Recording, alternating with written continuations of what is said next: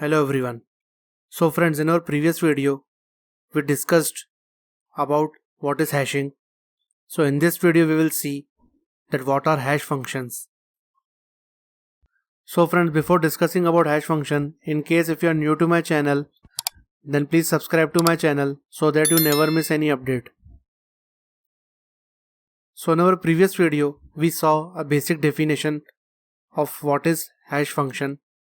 So a hash function simply takes an arbitrary size key and provides fixed size value, also called as index. So here, using an hash function, we can take a key of any size, and once we pass that key to hash function, it returns us back a fixed size value, which we also called as index. Now this fixed size value is basically small and can be taken up as index, and using that index we can store the key which we want, and also by using this hash function we can even retrieve that key. So we'll see the importance of hash function more in our upcoming videos. So for this video you can simply think of hash function is, let's suppose we are given key of any size. What we do is we simply pass this key to our hash function, and whatever key we passed, hash function return us an index which is of fixed size. Now using this index value, what we actually do is we simply store this key into a smaller size data structure, and we can perform storing, retrieving and removing of this key very fast. We will see those implementation details later in upcoming videos. So for timing, you can simply think that to our hash function we pass in a key and it returns back as a smaller fixed size value index. We will see its usage in greater detail in our upcoming videos. So friends, the hash function can be of any type.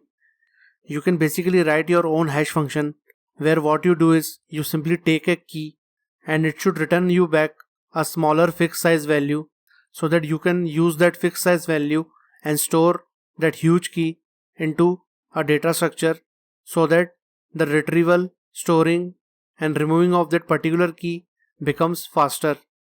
And how does hash function help us in achieving a time complexity of O of 1? We will see later in upcoming videos. So one such typical hash function which is mostly used in hashing data structure is modular hash function. So what this hash function does is, the modular hash function simply takes a key and a size.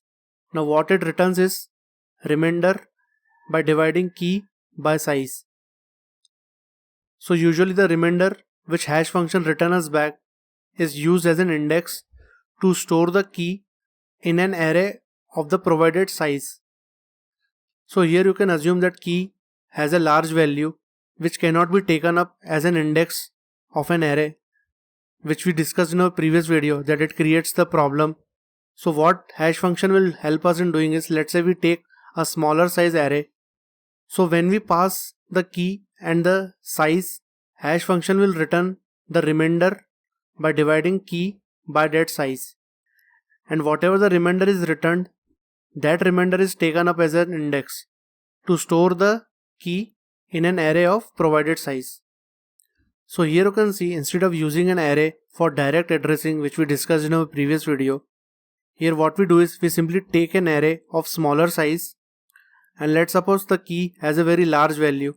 Now how we can store that key into the array of small sizes? We simply take the key, we divide the key by the size, and whatever the remainder we get, that will be taken up as an index to store this particular key. So let's see how modular hash function help us in storing large keys into a smaller size array. So here we usually take the hash function as h of key, which is the hash function which takes in a key and usually returns us back an index. And this hash function can be any implementation you provide, but here we are simply discussing the modular hash function. So here we take the key, we do modulus by size, which is key mod size. Now this modulus operator always returns us back the remainder when we divide the key by size.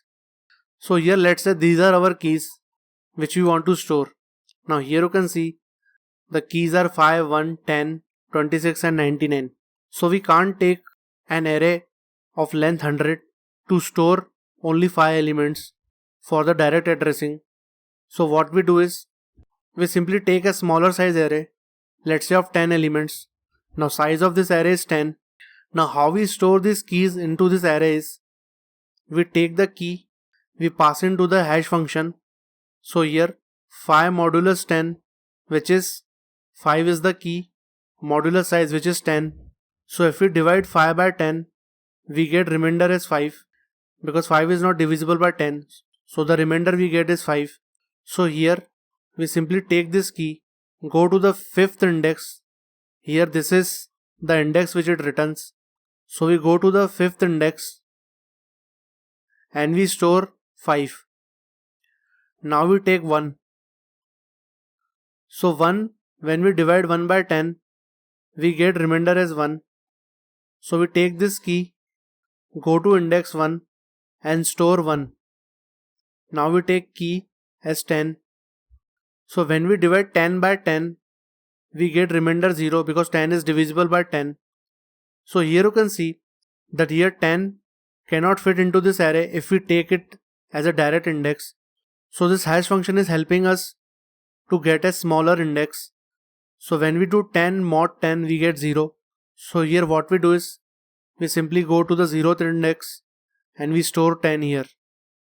Similarly, if we take a value 26, if we do 26 mod 10, it means if when we divide 26 by 10, we get the remainder as 6 because the 20 gets divisible by 10 and we get the remainder value as 6. So here we go to 6th index and we store 26 there.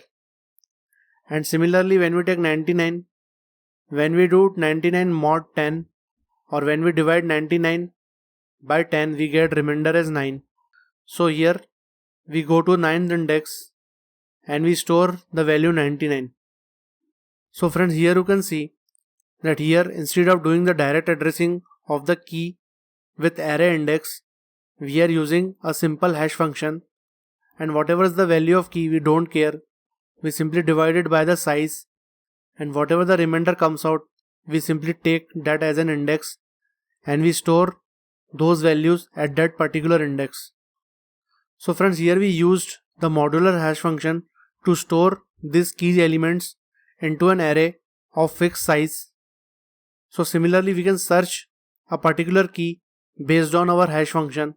So if we take this example, let's say if we want to search that whether 26 is present or not. So when we were storing this value in this array, we used modular hash function.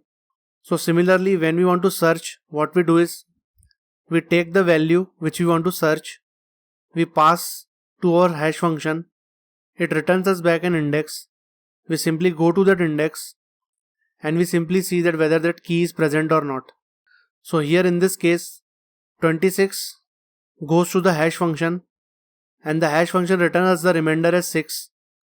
So we go to the 6th index, we see there is a value, we compare this value with the key which we want to search and we see that 26 is present. So now here you can see the hash function is helping us store the keys which are very large in size, and here you can see that for storing 99 we didn't take an array of 100 size elements, we simply took an array of 10 elements and we stored these values in the array. So friends, here hash function can be implemented in many different ways. So one of the most popular hash function which we saw here was modular hash function. Now friends, one more problem arises here is as we are mapping large keys into a smaller fixed size array, there could be a possibility that let's say if we want to store one more value as 109. So when we do 109 mod 10, we get remainder as 9. And when we go to 9th index for storing 109, we already see that there is a value 99. So now there is a problem that what do we do with initially stored 99 value, because in array we can store only one value at a time. So we will see these problems in greater detail in our upcoming videos. The idea which you are seeing here is using a smaller array and storing the larger size keys. This data structure, if we implement in such a way using a hash function, such data structure are basically called as hash table. So in our upcoming video we will see what is hash table. So friends, I hope you find this information useful, and in case if you find this information useful, then please like this video, and if you are new to my channel, then please subscribe to my channel so that you never miss any update.